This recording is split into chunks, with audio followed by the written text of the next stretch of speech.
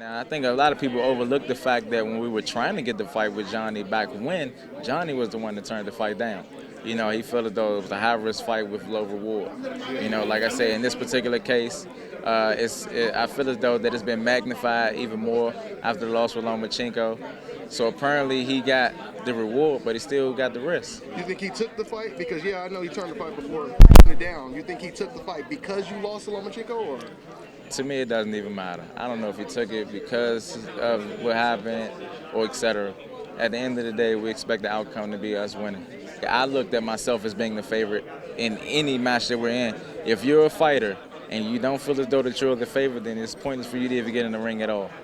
So I would expect for Jhonny to feel that way. I expect for Jhonny to feel as though that he's the favorite when it comes to this fight. It's pointless to fight someone that don't feel as though they have a possibility in winning the fight.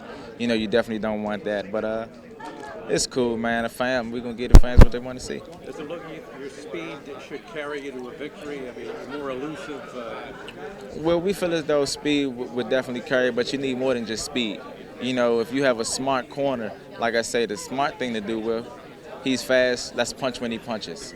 Or he's fast, let's close the distance, let's smother his shots, where speed isn't a factor when we're in close.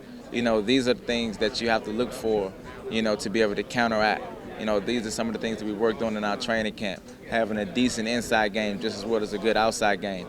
Being able to read your opponent. Being able to make the necessary adjustments on the fly before you even get to the corner. These are the things that you need to be a great fighter. You need to have the ability to be versatile. He's got the power. That's what I would think the thing that you worked on the most, that left hook. I mean, yeah. To be good at anything, you have to study. We study footage on him. Of course, we know that his left hook is one of the things that you like to do best. So quite naturally, I'm going to give it to him. I'm going to let him have what he wants. You want your left hook, I'm going to go right to it. Everything happens for a reason. So Abner lost to Jhonny. Now we have an opportunity to compete against Jhonny.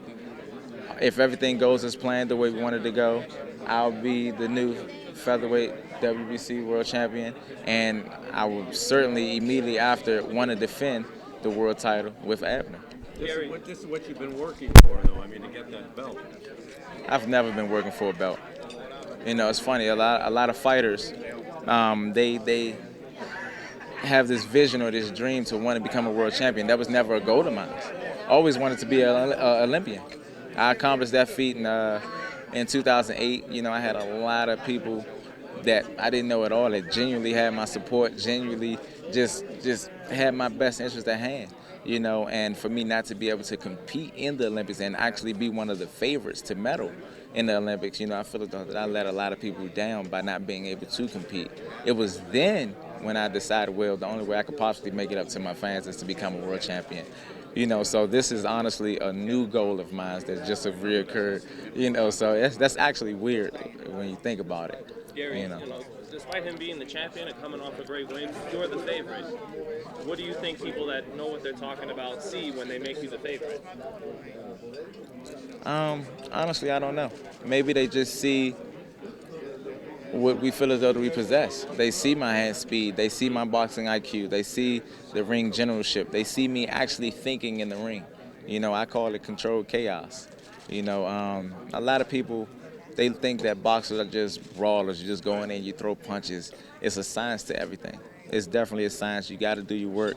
You got to think. You got to be patient. You can't be emotionalized. Guys get hit with a good shot. You have some guys that get frustrated and immediately wants to get back at this guy. And he's winging and throwing shots versus taking his time, recomposing yourself, getting everything together, working behind the jab, and being strategic about his attack versus just emotionalizing everything, So it's definitely a science when it comes to the sport, and I think the people that put me as a favorite, they see that within me.